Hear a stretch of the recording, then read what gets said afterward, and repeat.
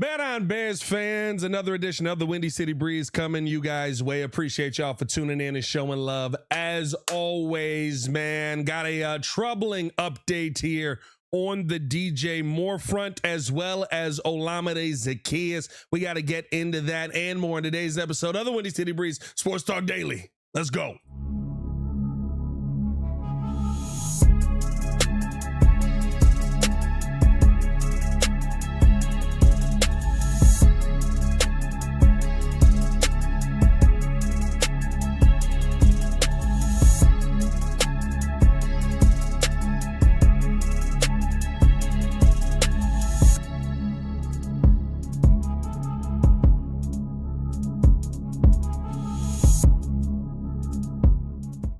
Now, if you are new to the channel, please hit that like button. Please subscribe to the page. Leave a 5-star review. Y'all know what to do. Come on. Push the button. Come on. Push the button. Come on, push the button. Yeah, come on, push your button.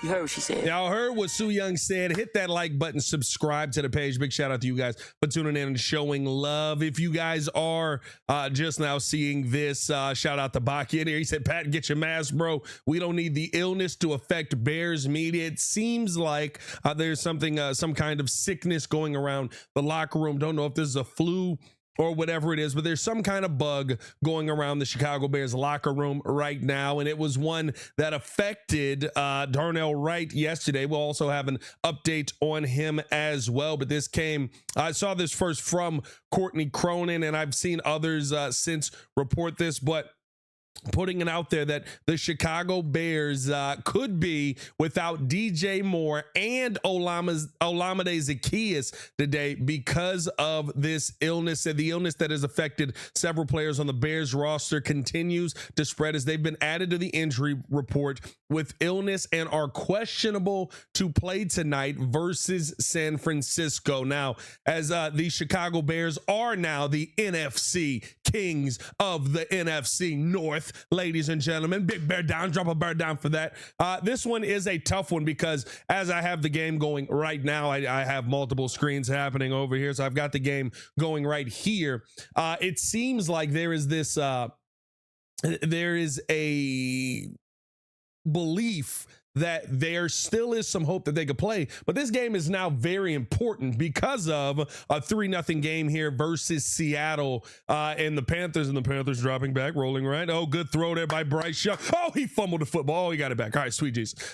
So hopefully this team or the Panthers are able to go in there and find a way to win versus the Seattle Seahawks. And if they do, the Chicago Bears could get the #1 seed going into this final week of the season. So hopefully this is not going to be something that affects that. DJ Moore being out, we've seen what he's been able to do for the last couple of games here and how impactful he has been to the offense. Olamide Zaccheaus, while he has dropped passes, he's been somebody that Caleb Williams has had a comfort throwing the football to. So these are two names that are possibly out of your lineup. And listen, I know we're all excited about what Jahdae Walker has been. The hope and belief is that Luther Burden is going to play today, but we'll see if he does make his way out there.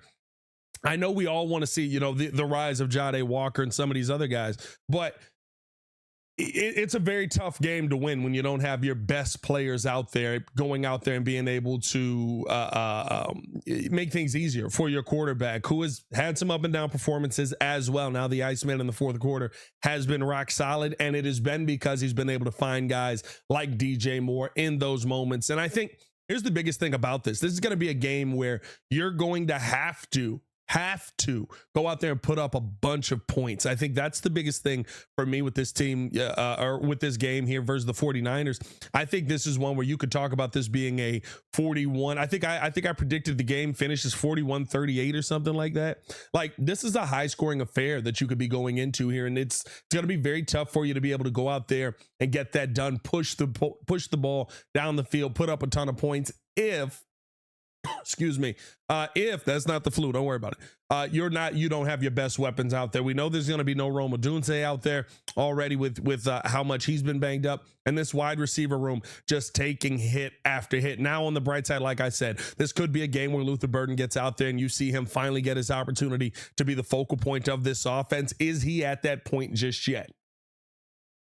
That's the biggest question that you got to ask when it comes to Luther Burden. Is he at the point where you can trust him to be able to go out there and just, hey, I know exactly where I'm supposed to be. I know exactly what route I'm supposed to be running, right? We've seen still some of those moments where, right, when you talk about Luther Burden, where Caleb Williams is still kind of directing him, telling him, okay, hey, this is where you need to be. Yo, you need to be in motion over here. So hopefully that's something that you can rely on him with. The other thing that I think, and why I'm not like terrified, concerned, I guess, when it comes to this, I think you're going to have to score a lot of points in this game, but the run game is the identity of this team, right? That's the biggest thing for this team moving forward. The run game is the biggest factor for this team. And so turning around, handing the football off, being able to be dominant in the run, and some good news on that from Courtney Cronin as well. She dropped some positive news for Bears right tackle Darnell Wright. He is currently en route to Santa Clara for tonight's game.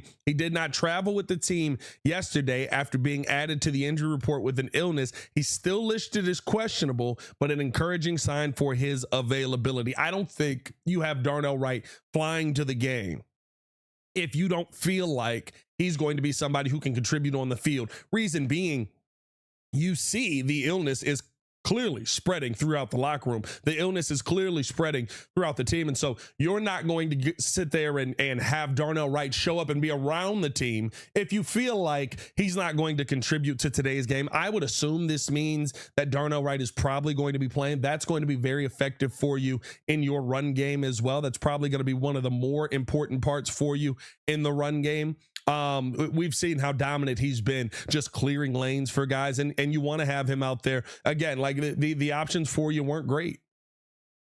You know what I mean? Like the options for you were not were not.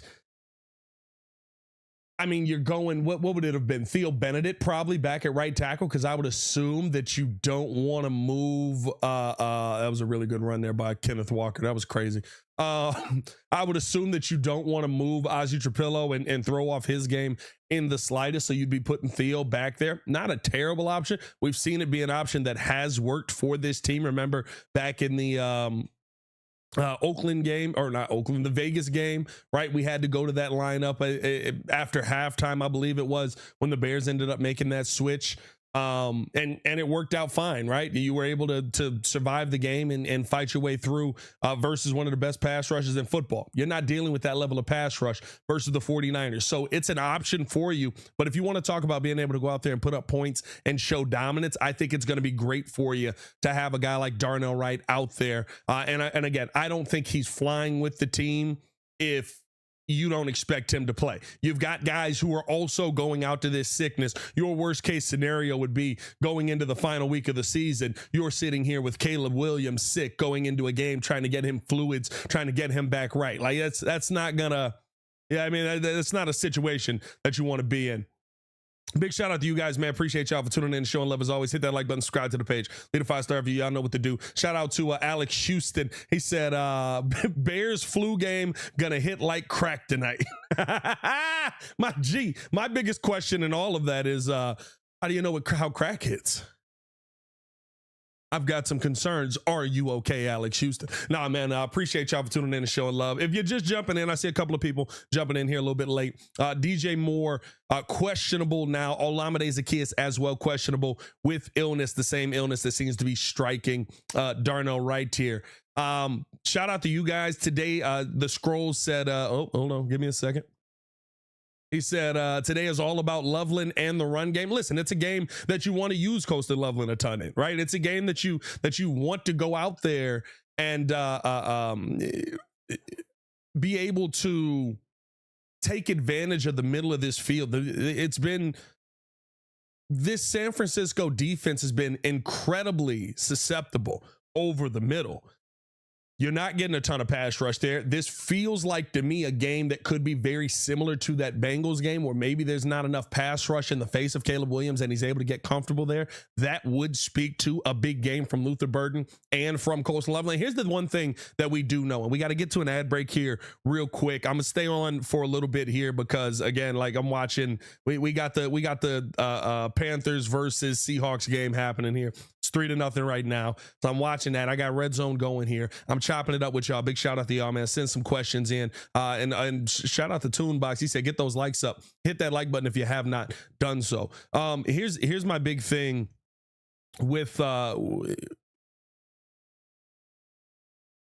importance that this game has, right? Like, this is a game where it truly feels like if you can find a way to win this, if you can find a way to lock everything up this week, that Detroit game next week feels like, okay, we're kind of, maybe you take the foot off the gas a little bit in that moment, although we know Ben Johnson isn't going to.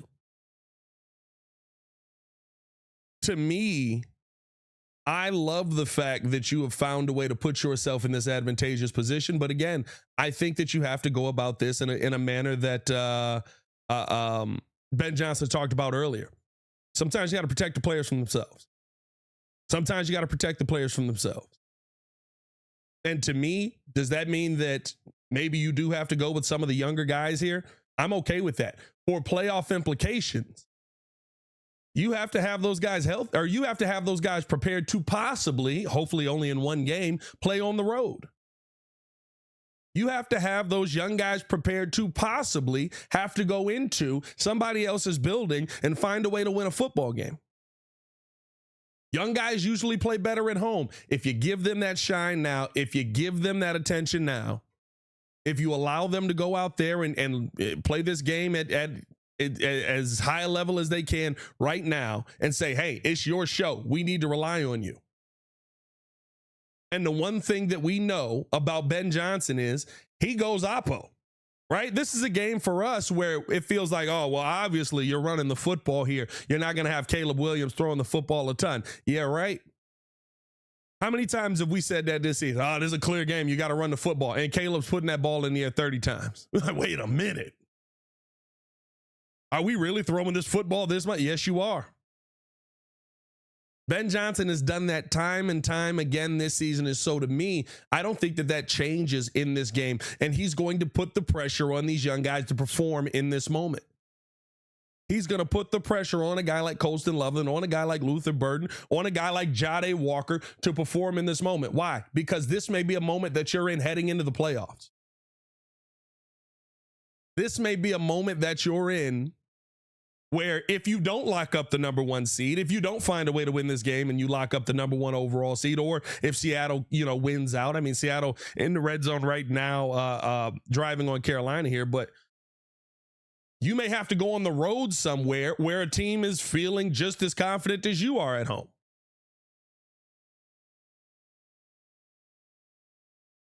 Like, that's the part for me. Oh no, Seattle not in the red zone. Why did I think Seattle was so much further down the field? Good grief. They have literally had a couple of gains of 2 over and over again here.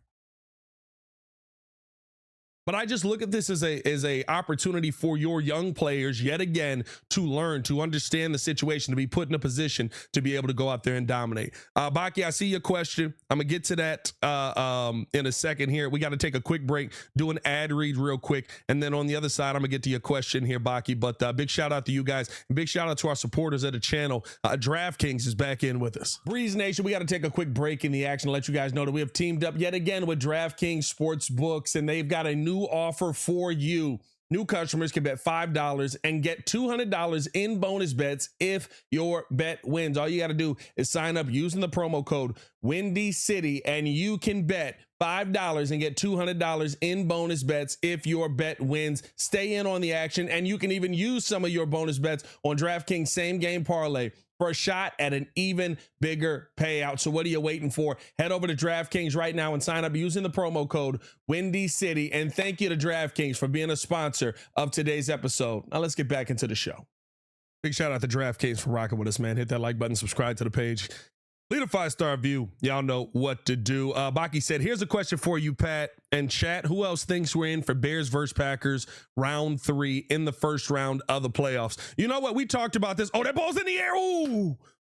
Carolina almost had a pick. We talked about this on when I was on Christmas Day, or I'm sorry, Christmas Eve with Tyler Rocky. teams that you would want to see in the playoffs. And I know there's a lot of Bears fans that are like, I don't know if I want to see the Packers a third time in the playoffs, right? Because what it then comes down to is in round 3, everyone knows what everyone is doing. Everybody, like you saw the game plan Dennis Allen had for Jordan Love. It looked like it was working. Jordan Love goes down to the red zone. What did he get down there 3 times? And he's only able to come away with a turnover on downs, and 2 field goals, right? That's a game plan that it feels like would be very advantageous if you are the Chicago Bears right now. But you know everything about them. They know everything about you. It comes down to who's going to be the more physical team, who's going to be the last man standing, who's going to come in with the mindset, who's been there before. Like there's a lot of factors that I think if you're the Bears right now, do you want to see Green Bay again? With where it stands right now, the Bears are 2, Green Bay is 7. And if it does end up being that same conversation moving forward, I think here's where it would be the loss that sucks the most if you lose. But I also believe it would be the win that could propel you to a Super Bowl. If that makes sense. I think the stakes would be that high in a game like that. It would be the loss where you got to go through the offseason. Green Bay fans are still going to be, oh, you won the division, but you didn't win this. You're right. You won the battle, but you didn't win the war, yada, yada, yada. It would be the loss that sucks the most. But it would be the one win that I think if you got that win, you could sit there and look around and say, we can beat anybody. We can play anybody. And maybe you already have that, right? Maybe you already feel that because of Philly during the regular season. Maybe you already feel that because of beating the Packers during the regular season. I'm not saying you shouldn't feel that. I think I kind of feel that way right now.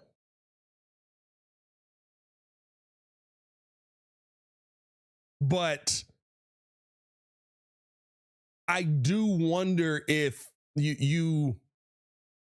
is it one of those games that solidifies that in the minds of the team where it's like, oh, we can go win a Super Bowl. And they probably feel that already. But I get this, like the Scrolls. Hey, let's play somebody. I get it. Because we've been here before. But that would be like breaking the final shackles, right? Like there's still a mental thing with us playing the Packers in the playoffs. Jay Cutler, NFC title game, should have been able to beat them. Oh, Jay's hurt. Like there's a bunch that goes into that. Like I get you.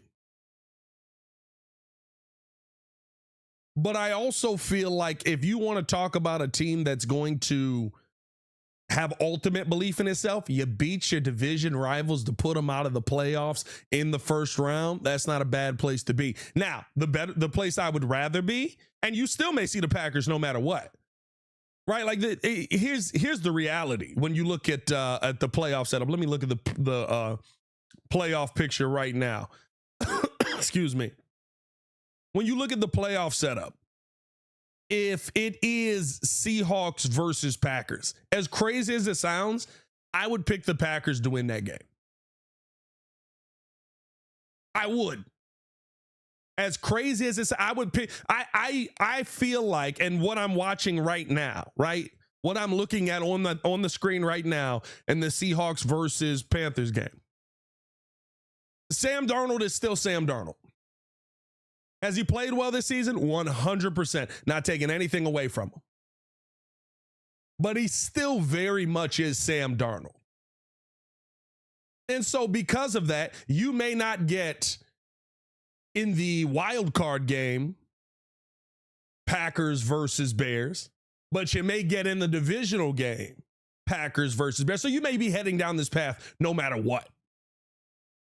That's what it comes down to me. And again, like I'm not afraid of that matchup. Would I be tense going into that? Sure. It's a divisional matchup. It's our hated rival. We have finally been able to fight back here in the entire Bears Packers thing. You don't want to lose any of that going into next season or give them a leg to stand on going into next season. But it's also the one that I think would shut Packers fans up forever.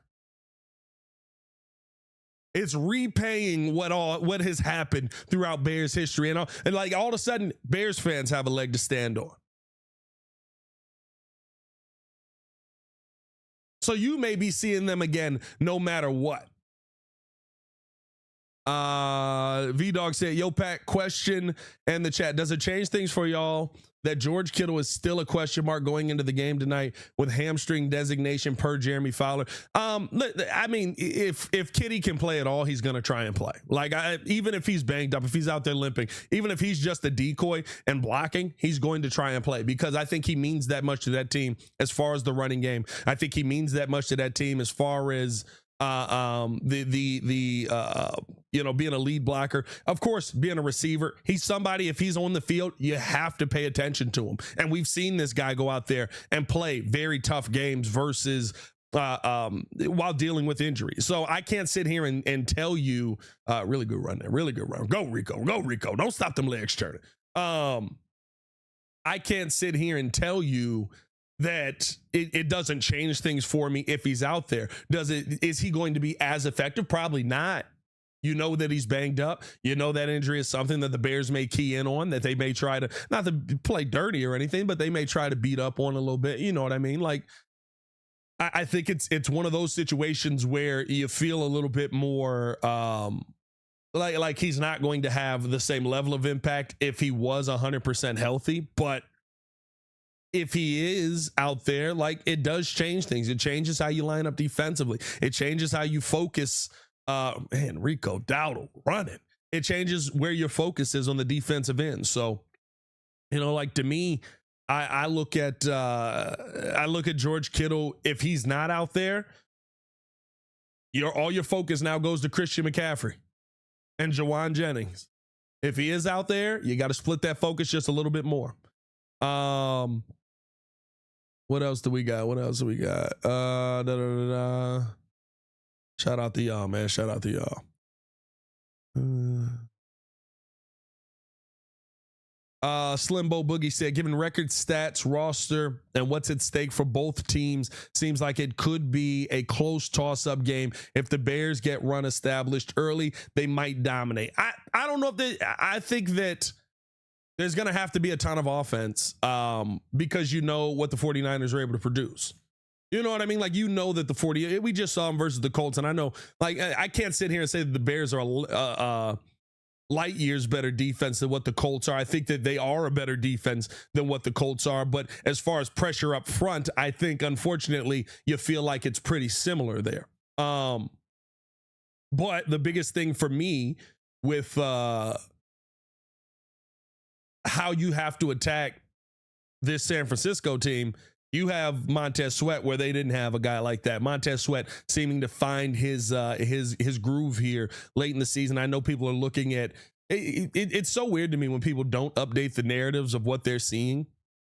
But it's one of those things where I look at Montez improving and I don't see the rest of the defensive line keeping up with him. Now, with that being said, what we saw from Austin Booker last week was very encouraging. I know, unfortunately, right, it puts Jordan Love out of the game, and so the conversation is a little skewed in that sense, but it feels like you're starting to get a defensive line that's maybe waking up at the right time for this team. But you have to be able to generate a pass rush.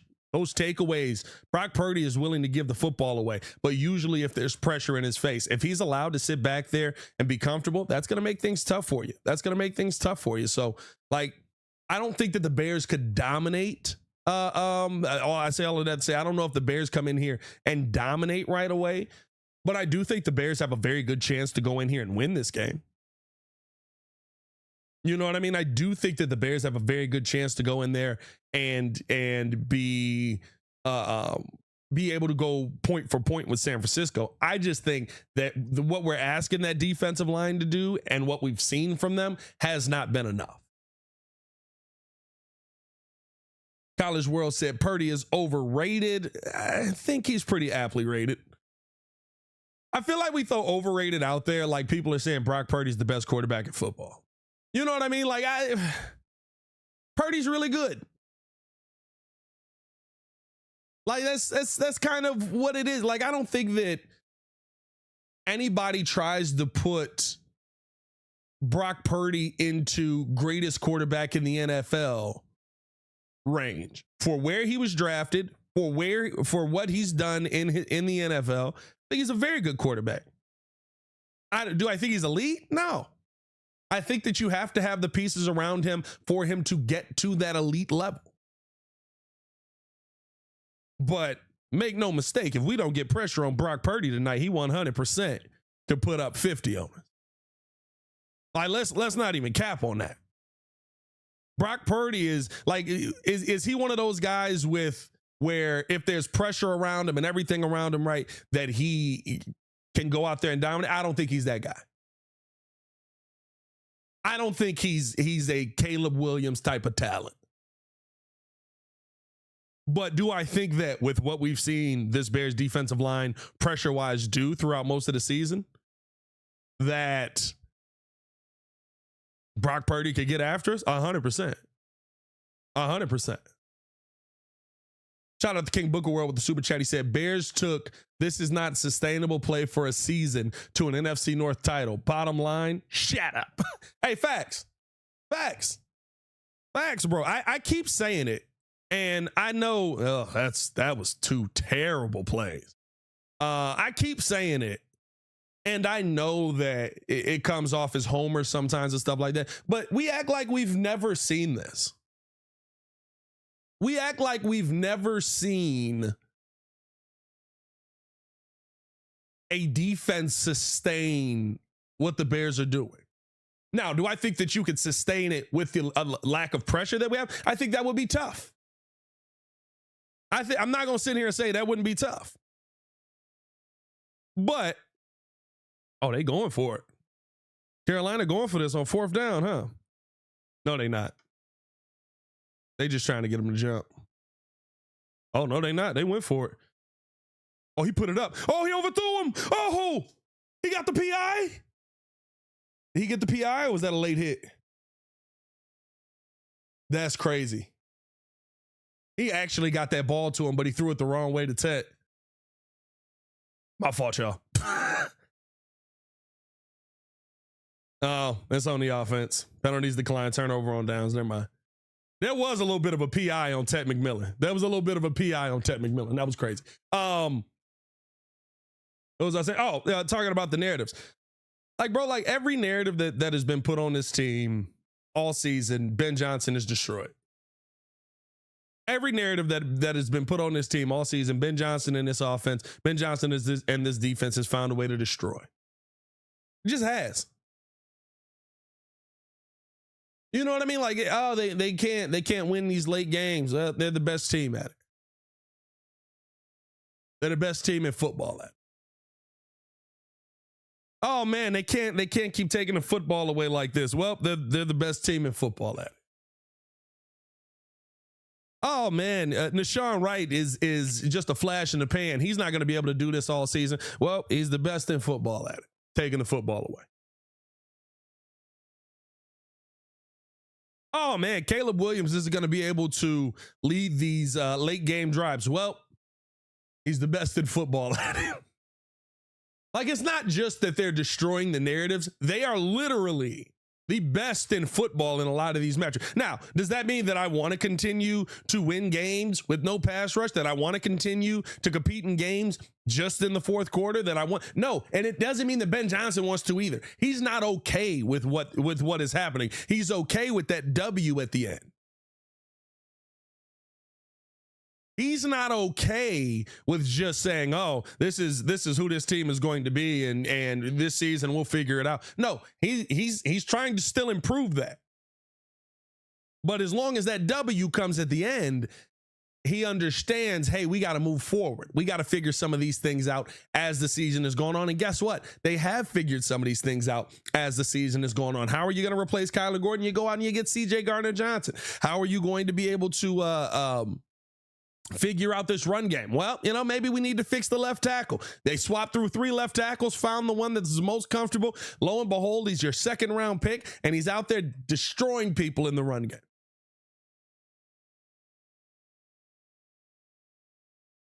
Like, it's a team that has continued to figure things out at every single point. And so I'm not that concerned that they're going to continue to do that. And I think the expectation is that they're going to continue to get better. As crazy as it is, right? As crazy as it is, we didn't get a ton of pressure on the quarterback last week versus Jordan Love and Malik Willis, right?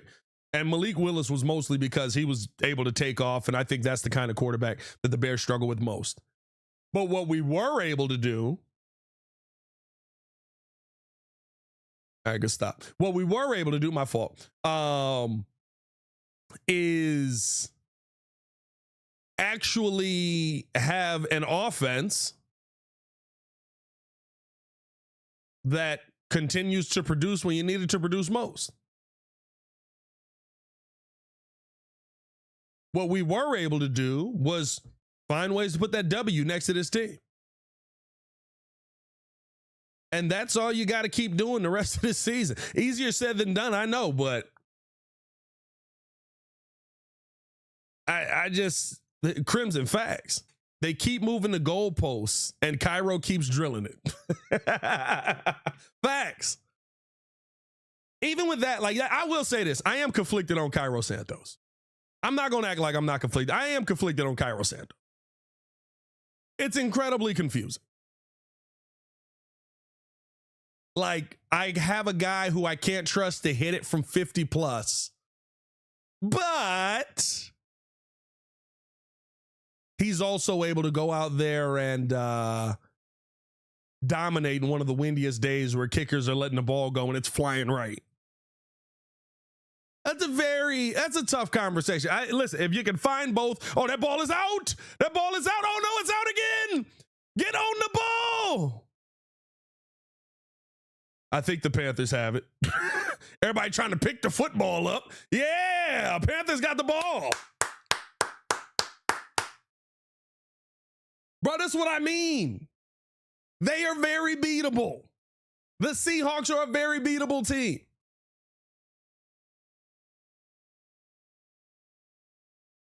That ball ain't going forward either. Yeah. I love it. My fault. I keep getting sidetracked. That's why I know some of my thoughts have not been cohesive, and it feels like at times I'm doing it. It's because I get sidetracked by the game and ADHD be getting me. What else? I was looking for somebody had a comment. Oh, Baki said, here's a question. Where's Jimmy Hoffa?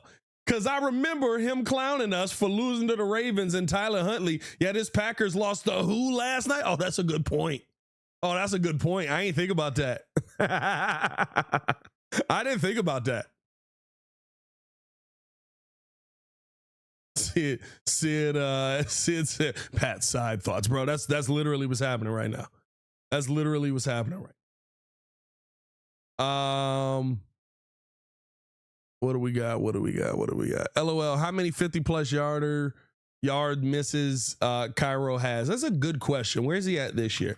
I think that he's been worse inside 50 than outside 50 this year. But I think the conversation with Cairo has always been, so this season he's 24 for 29 on field goals. I think the conversation with Cairo has always been, there's certain ones that you can't take because it's right 54, 55, whatever it is. So from 50 plus, he is 4 for 6 this year. He's 10 for 12 from 40 to 49. He's 8 for 9 from 30 to 39. He's 2 for 2 from 20 to 29. No, I think the conversation around Cairo has more always been around, there's certain field goals that you just can't take because he's out there. There's certain field goals that you can't trust that he's going to make, so you don't even send him out there, so you punt in a situation that could have been a 55-yard field goal. That's really what it comes down to.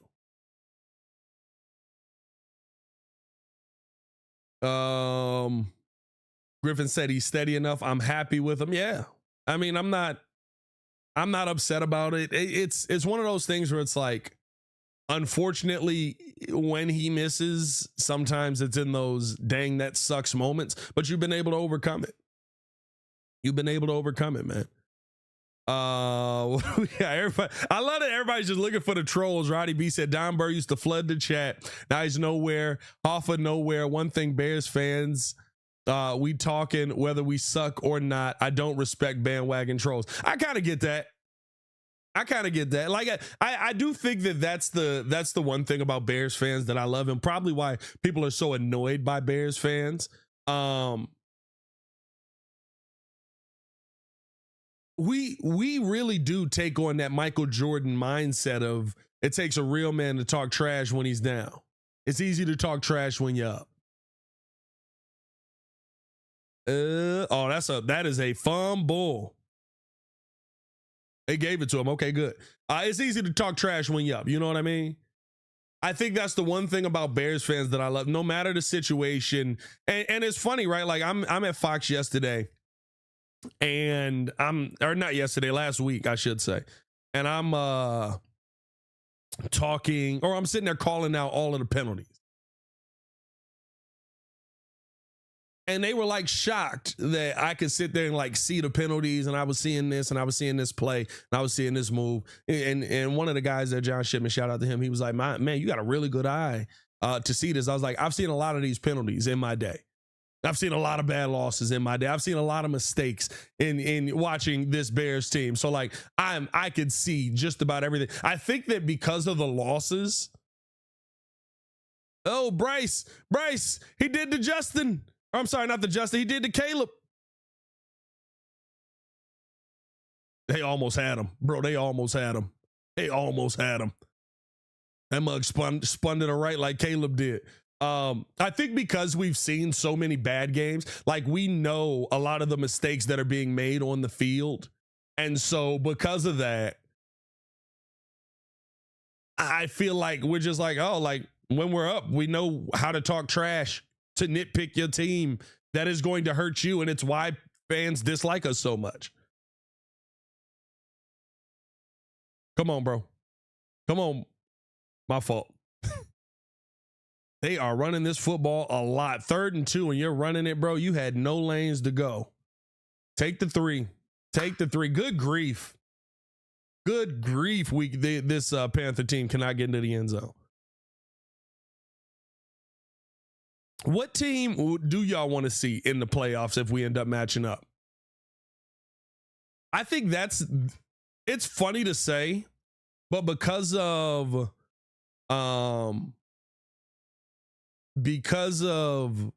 how Bryce plays, I actually would not want to see the Panthers. I thought he blocked it. I actually would not want to see the Panthers in the playoffs, because that is the kind of quarterback that has been effective versus the Bears. Them muds where it's like, I'm not really worried about him throwing the ball, but he can kind of throw the football, but he's going to take off and run more than anything. Yeah, I mean, like I would rather not see them than just about any other team, because I feel like they're the team that you overlook and they could sneak in there and get you. Like, I think that defense is underrated. I feel like that offensive line is just as deadly. Like,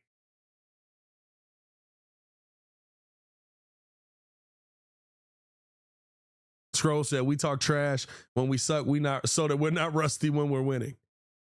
Bryce getting mollywopped in the playoffs. Now, a hit might kill him. Like how the Bears been hitting, a hit might kill him. Postman said, Pat, have you softened your opinion on DeAndre Swift or not? Listen, no, I think that DeAndre Swift has been incredibly effective this season. I love how he's run. I think that he's been phenomenal, and he's been a big part of what the Bears want to do. I would not pay a running back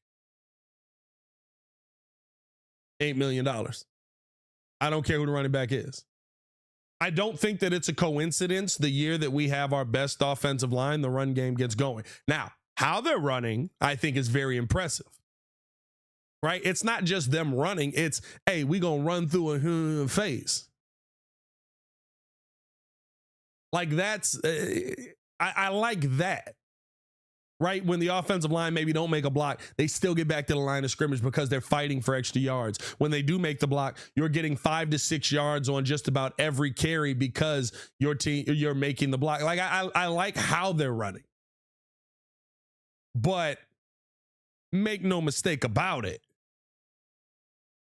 I feel like I still wouldn't pay a running back $8 million because, as you can see, with a 7th round pick in Kyle Monangai, I can get some really good production. In fact, remember his first start where he got the full start, 180 yards. So has my opinion changed on Swift? Yes.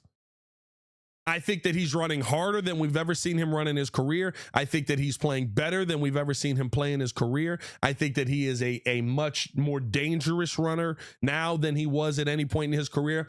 My opinion has changed on DeAndre Swift. Would I pay DeAndre Swift $8 million? No.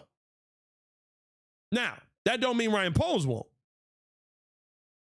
And so at this point, it's just accept it. Like it's not going to do anything. I'm not going to whine about it. I'm not going to say, oh my God, how do you have this guy on the right? He's giving you great production. Chris Mullen said, $8 million ain't bad for a running back. For a running back ain't that bad. He earned that. But I can always stay cheap at that position. That's the thing. It's not about DeAndre Swift specifically. It's that is a position that I can always stay cheap in and invest on my team elsewhere. If you told me that $8 million could go to adding a pass rusher on the other side. Now again, all right, Poles made the wrong decision with Dayo Odeyingbo, so you kind of got what you got there. Hopefully he's able to fix that with Max Crosby. Well, Max Crosby not thrilled in Oakland or in Vegas, I should say. Well, hopefully, you know what I mean? I'm the what that mug dang. What that mug Jeff Goldblum be doing? Well, I don't know. He's not thrilled in that situation. I don't know. I dandy guy. What a phenomenal guy. But like, to me, I would give that up in a heartbeat. And so I don't want to spend money at positions that I feel are replaceable. Right? Like, I don't want to spend a ton of money at safety. You can find safety.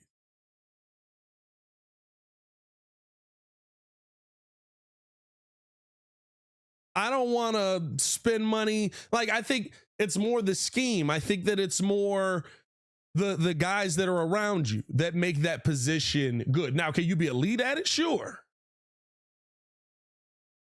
But do I think that DeAndre Swift is one of the greatest running backs we've ever seen in our life? No.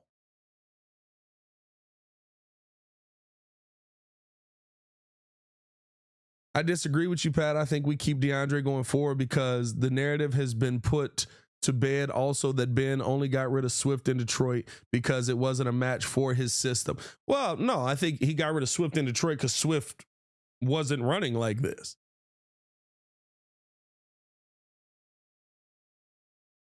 I think he got rid of Swift in Detroit because he wasn't playing at this level.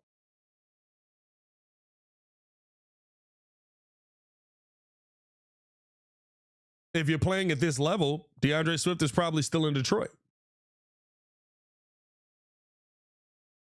Pat, not all running backs are useful. Look at Ashton Genty. Genty here would probably be a better running back. Genty here would probably be Kyle Monangai. And probably more because he'd get more opportunity. Genty don't have an offensive line. That's the issue with that. He don't have an offensive line.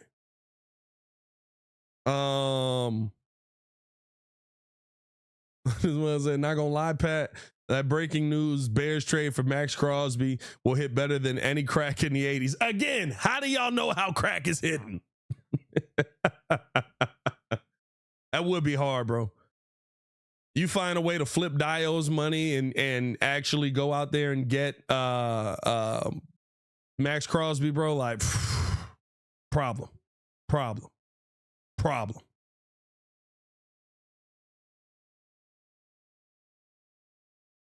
Wormwired Network said Genty's O-line is literal trash cans on a curb waiting to be picked up. Yeah. Like 100%. Like it's a bad O-line. Now, I think that's the reason why I would never take an or a running back in the first round over everything. Look at the difference. You sent him to a team where you didn't have an established O-line. He can't run. Guess who else couldn't do that? Saquon Barkley couldn't do that. Guess who else struggled to do that? Derrick Henry later on has struggled to do that. When the offensive line ain't there, now D. Henry is still a monster and he ran all over the Green Bay Packers the other day. But it's like, we know that offensive line is more important than the running back more times than not. And yet for some of these guys, we sit there and go, no, we have to give, this massive contract to this guy. It made sense to give another takeaway. Panthers all over Darnold. Did he get the pick? I think he got it. He got it. That's a catch. Let's go.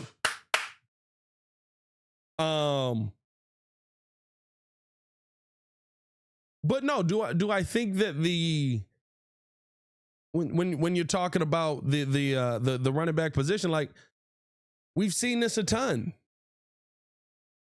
This is not new. This is not different. This is not that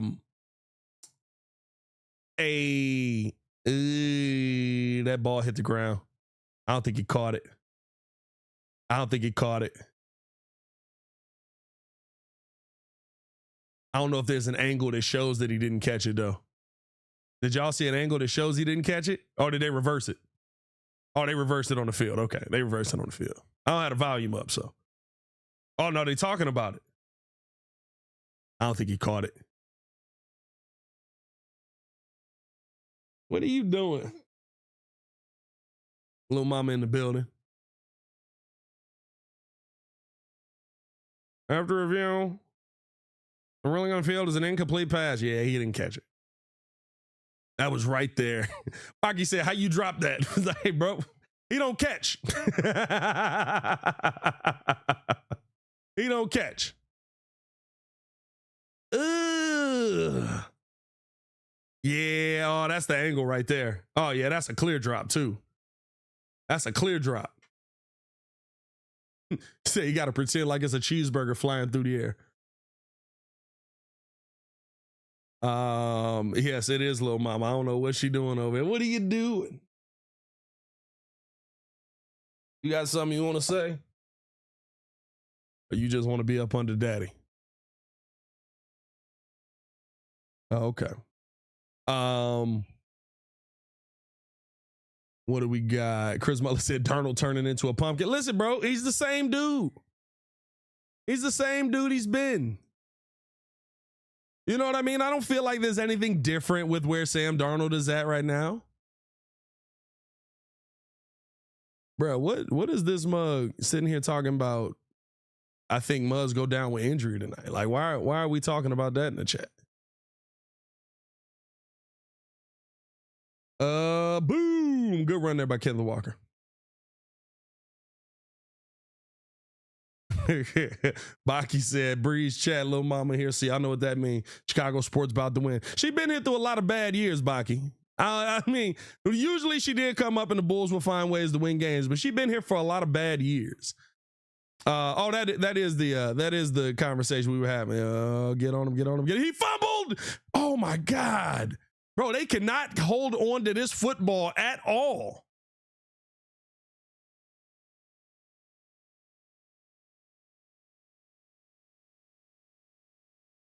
KN Dot said, I feel you. I just think because we already have Kyle and Swift, they can be they could be a dynamic duo for years, especially because of Ben Johnson. Agree. But I also feel like you could have that with name the running back that is available and whoever else in the draft. You know what I mean? Like that's kind of my conversation more than anything with you, right? Like, listen, prepare yourselves. I love Kyle Monangai. I guarantee you, when we sit here and we are having a conversation on should the Bears pay Kyle Monangai, I'm gonna be like, $5 million or less, or draft his replacement. I'm like that with every running back, because the big guys up front, to me, are the ones that you focus your money on, are the ones that are more important. No matter what. And Muzz are gonna be upset about it. I'm just letting y'all know now. You're gonna be upset about it. You're not gonna be thrilled about it. You're not going to like what I have to say when it's time to pay Kyle Monangai. Guess who else I did it with? David Montgomery. I love Monty. It's not beef. But what are you doing? We'll be throwing nothing up crazy over here. But like, oh, you seeing you in the video? Like, it's just I feel like there are always more important positions on the field than the running back position. And if you continue to keep a consistent O-line, your running backs will continue to follow. You'll continue to be able to have them here winning for years to come. You'll continue to be able to have a dominant run game. I know it's what we're used to, but you don't need elite running backs to go win Super Bowls. You need guys that are going to be able to run the scheme the way that you need it run. Bryce, for the love of God. Look at Bryce running. Oh no, Bryce, what are you doing? Bryce went backwards.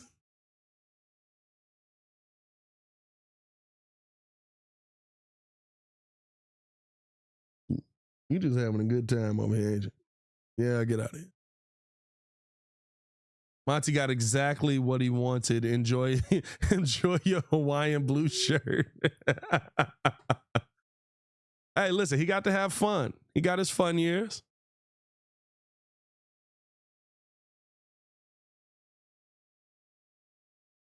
Slim Boogie says, seems like 8th and 9 players are sick right now. Pretty bad flu going around Chicago locker room right now. Yeah, I'm glad that I ain't been in there in the last couple of weeks because of last week I went in there one day out of the week, but this week I didn't get in there because we did a little staycation.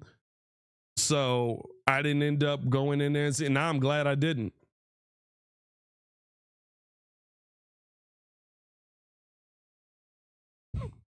Baki said, Bryce is slow to be that short. He is a little slower than I thought. I ain't gonna lie to you. He took off and did not go nowhere.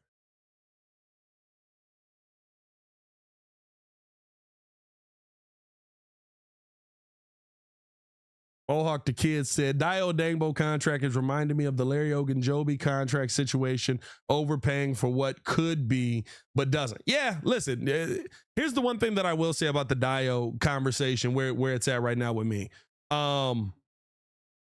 They going for a deep shot here. Oh, they got the corners guarded too. Good stuff. That was crazy. What the heck?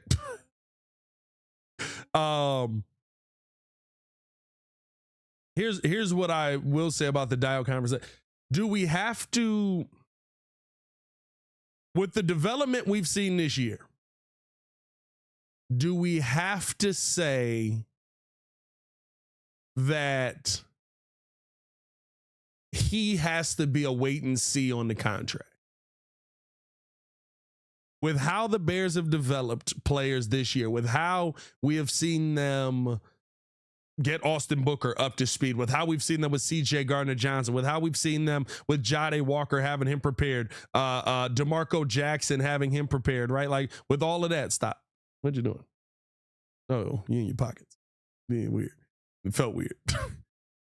Like, do we have to say that I don't love it, especially with how much you paid him, but that you have to give Dayo the time to develop and hopefully turn into what they hope that he's going to be. Now, again, I don't like it. I would rather have a proven pass rusher. I would rather have, I mean, like when Dayo was signed, y'all remember, I was looking deep in the numbers to be like, oh, well, listen, on third down, you see this guy in the run game, he's able to go out there and make stops and yet like all of this stuff, right? Like you got to go deep in the numbers to see where Dayo's impactful on the team. But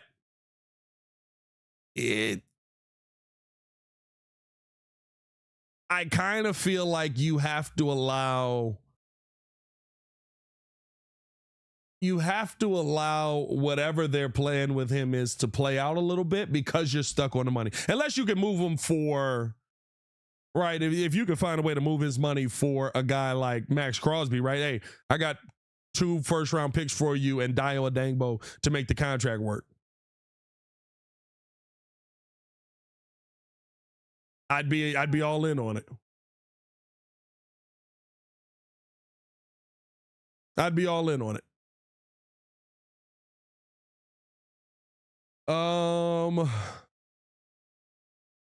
Slimbo Boogie said Dayo didn't understand his role in Indy and is a mentally dumb guy who doesn't understand his role in Chicago. You move off mistakes quickly, he will be gone next season. I hope you can find a team to take him. If you can find a team to take his money, that'd be great. But I don't know if we're going to see that, at least this year. Halftime just hit in the Seahawks-Panthers game. Real barn burner here. We got a 3-3. I know Drew hates this word. Slobber knocker going on here. And I mean, it looks like 2 bad teams. It looks like 2 really bad football teams playing football here today. I'm not going to lie to you, bro.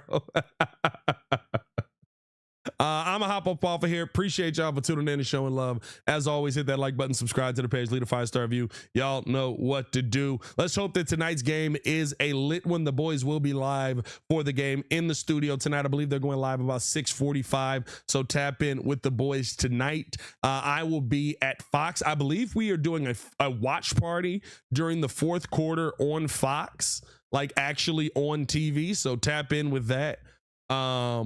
And that'll be a lot of fun. I don't even know how this is going to work. I'm going into this blind, but hopefully it's going to be fun. P-Kid in the building. Bear down, my boy. Big Bear Down's my boy. But yeah, man, like I'm excited to see what tonight's gonna be. Yeah, Kid says 6:45. Those boys will be live down there. So tap in with them tonight. Tap in with me. No after the whistle tonight. Like I said, I'll be live on TV. I guess at the start of the 4th quarter, I believe is when we're going live on that.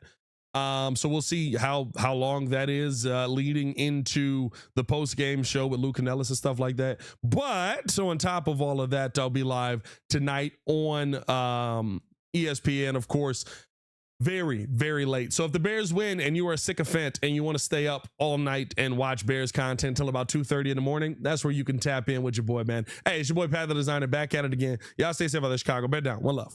Peace. Bye-bye.